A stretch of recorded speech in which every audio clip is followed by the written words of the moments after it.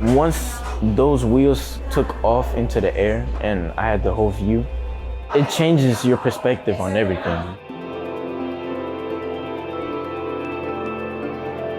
I was very excited and ready to get here to fly and learn how to fly planes. Yes, my friends and family reacted. They was like excited for me. Because it's not really a lot of African-American pilots, so they was like, yeah, you need to keep going with this. I think the biggest rewards from this program would be not only seeing myself improve in the sky, seeing myself improve as a better person. When I'm dedicated to something, I stick to it, no matter whoever says like, oh no, do this is easier. No, I'm committed to what I want to do. The Red Tail Cadet program is designed to bring some kids out of Ferguson-Florissant School District and give them an opportunity that they otherwise might not have in utilizing aviation as a stepping stone. That's kind of the big picture of it. The small picture is that we've gotten to know each one of them really closely. We've gotten to understand what's important to them, what their hopes are, helping them hone in on what their next step is after high school. We find kids that are just absolutely amazing, high academics, and well recommended by their principals and school district. And so what we did was put them through flight school, through Elite Aviation, and let them learn. They made connections, they learned how to fly, they did things that they didn't know they were able to do, and they just succeeded beyond measure. A couple of years ago I was in Africa and we were flying on a small plane from Rwanda into Tanzania. And we had two pilots there and they looked young, really young. And as we're talking, I talked to one of the pilots, I'm like, okay, we're in Africa. I said, you're a black guy in Africa, how'd you learn how to fly planes? And he talked about growing up in Kenya, out in the bush somewhere, and as all Kenyan fathers want their sons to grow up to be doctors, he said, I don't want to do that, I want to fly planes. And they didn't know what to do with that. So the village got enough money together to send him to South Africa to figure it out.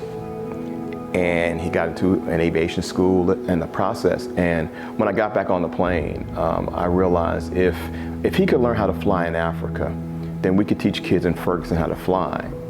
So, you know, we got back to the States and talked to some friends and met John Tipton and Donna Tipton at Elite Aviation. And in their little conference room, I shared an idea and John started writing on the board. And he glowed about it and we started talking about it and realized we can get this done. I used to live in Alabama, so I understood the Tuskegee Airmen and the Red Tails. And one of these kids, they have a piece of history with them. And so the Red Tail Cadet program comes from that. It just played out like it was supposed to. One thing after another fit. It just was right. And we began the process at that point of going back, who are these stellar students we're going to go after? Who are these bright, engaging young minds who are growing up in a place? And we found that it was a rigorous interview process and testing and physicals and flights and everything else. And the goal was 6, and we found 6 who were who stood up to the challenge. They're also different. They each bring something so unique to the program and to this little family that has been created. These cadets, doesn't matter where they're from, they have bright futures ahead of them. They're goal-directed, they're disciplined, they want an opportunity to do whatever any other kid can do across St. Louis. And it's a hard program. So they're learning to fly. This is not the myth of flying. This is not simulator flying. They're flying. So it's a semi-residential program. The kids will come in on a Sunday night, and when they come in the Sunday night, they'll check in at a hotel, and then they'll come over to one of our partners, Undivided Wealth Management. And in there are mentors that are there. Some are aviators, some are business leaders. We're dealing with Boeing or Undivided Wealth. Everybody gets to bring to the table something, because it's not just about being a pilot. It's about being a good human being, being a good student, a good neighbor, a good representative, a good ambassador.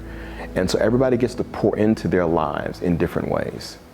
For Elite Aviation, they came bright and early, 8 a.m., Monday, Tuesday, and Wednesday, and they had flight blocks. And so they would start Usually around 9 a.m. they'd pre-flight the planes, they'd check for fuel, they check oil, they make sure the planes are safe, and they know what type of objectives they would be flying that morning.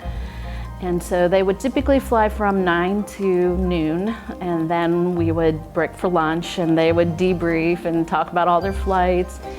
And so in the afternoons, we typically had ground schools 2 of the 3 days that they were with us. And oftentimes we would have an event in the afternoon. So maybe an outing that showed them some other location on the airport or around St. Louis that dealt with aviation in some aspect. We saw Lambert Airport, we had a visit to Boeing, they saw some corporate locations. Everybody wanted to chime into the Red Tail Cadet program. Everybody wanted to show the cadets what they had. For the program, I was one of the chaperones, and I got to start the program, and we kind of started a Sunday night ritual of doing our game night in the hotel, which got loud at times. I got to know these kids really well. We laughed, we talked, we played games. I got to be their mom away from home, which was amazing. You start to see them come out of their shell where they were really quiet, maybe at first, a few of them. You start to see their personalities, and they start to feel comfortable just, letting their guard down and not being on when they were with me. So from the beginning, these kids did not know each other. Some of them went to the same school and never talked to each other. And what's funny is now they're best friends, they're family. I mean, this was a rigorous program. There is no doubt about it. I mean, you can't help but get close in a moment like that. I think the 6 of us really maintain a strong camaraderie. As you can see in that background, we're playing games and we're always getting to know each other. Because we started off, nobody really knew each other like that. So just being able in 6 weeks just to combine together and like build a bond and a close friendship, I love it a lot. I wouldn't trade it for the world. It actually is a lot nicer to have friends alongside you learning about the same steps as you are. It makes it like you can catch up on your friends and say like, how was your flight? And you guys can relate. It's like they have my back anytime I need them. They're there for me when I'm struggling, and they're always there for me to talk to. I have a new family. That's my family right there, What we do is we're always constantly building, not only our bond is stronger, we're building other bonds from other people like Boeing, Lambert, Crossing Church. We have a lot of connections, and I like that. They're all different.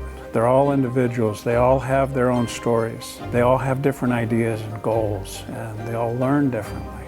And it was really neat to dig into that a little bit, to get into the deep stuff with them and know that each one of them have aspirations and challenges and things that they're hoping for. It's a lot of fun to engage in that manner with them, to know that, there is opportunity out there, and we can do this together, and you're not by yourself. And it's not only me, it's everybody that's been involved in this program has just plugged into these kids. They're engaged, they're out there, they're seeing that this has changed things for them. And they can do things that they had no idea that they could do. What I learned about myself is I don't want to do the normal. I want to do something different. I don't want to be like everybody else. And this is different. Everybody doesn't get the chance to do this, and everybody's not doing this. I think I've learned that I like new opportunities, but I've learned to push back against that one bad day. Everybody has a bad day, and it can kind of get you a little dismantled, but I think I'm doing better, just pushing past it. Being a pilot, I love that. That's a part of me. This program has helped me open up, talk to people, get out of my comfort zone, to talk to people and get opportunities for myself. This is through the roof. Like, I just feel like I could fly anything. Well, I can't, but I just have that type of confidence to fly anything, conquer anything, learn anything. There's no obstacle now. If I can fly a plane, I can do this. If I can learn this much information, my assignments from school shouldn't be a big deal. We took a trip down to Sykeston, throw rolls for a cross-country fun day, and they literally flew the aircraft down, landed, flew it all the way back. Today we took off from Spirit and we went to Sykeston. So we went past Cape Girardeau and down in Mississippi, followed the Mississippi, and we tried to get like we just tried to follow the map, what the map says. We went to this cafe. Man, I'm still full from that food that we all ate today. And flying back was clear, nice and clear. We flew near some clouds, and I don't know, I'm pumped, you know? I'm ready to just fly again. Today was real fun. I got to spend time with my team, my CFIs. I don't want to go home. I want to live here. What's going through my head when I take off is it's a rush. I am actually flying.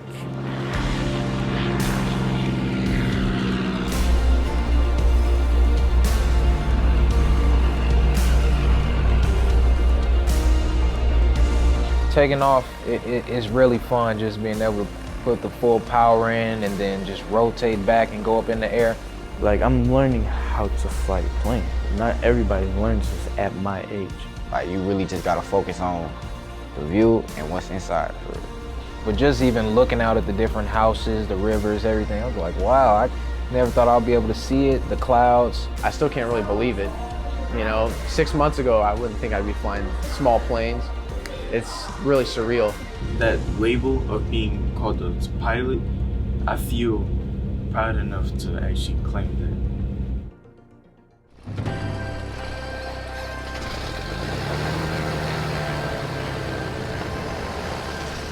I mean, they've flown a plane, for goodness sake. I've never flown a plane. So they have this like, yeah, flown a plane. I would sit a little higher at a table too.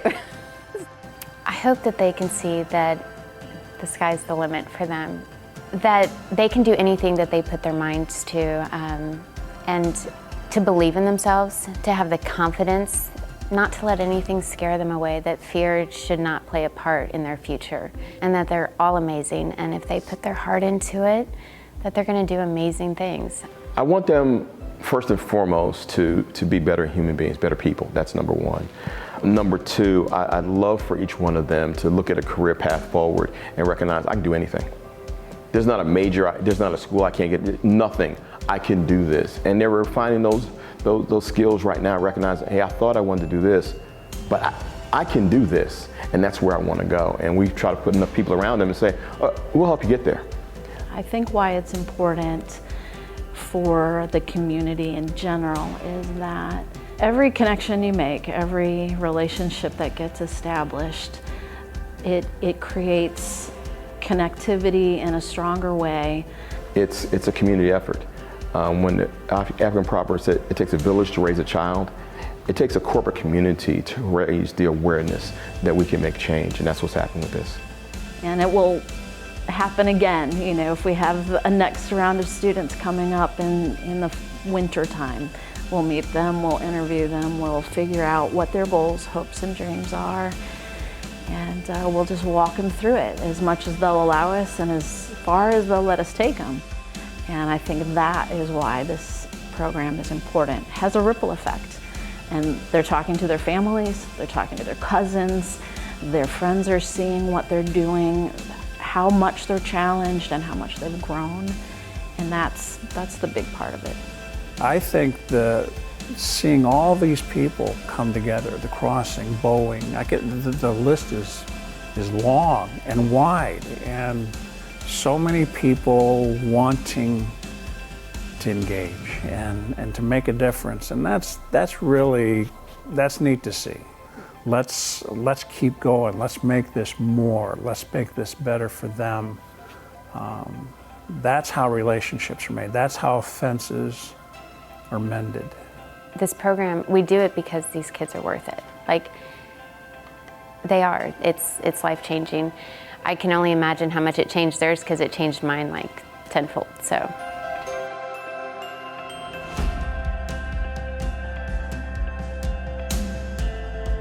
Watching these kids graduate from where they started to where that they're at now, They've accomplished so much. I know we're calling it a graduation, but it's a celebration because this is just the beginning for them.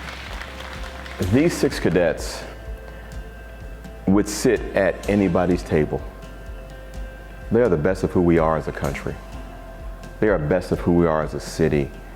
They are best of who we are as Christians. You hear their stories, you'll listen to them, and it's infectious. You start talking to people, and they say, well, where are you from?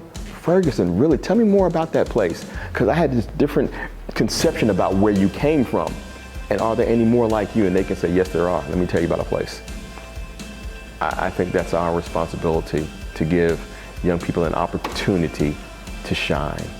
There's no more get in the box, stay in line, get out the box, get out of line. Let's do this. Let's change the world.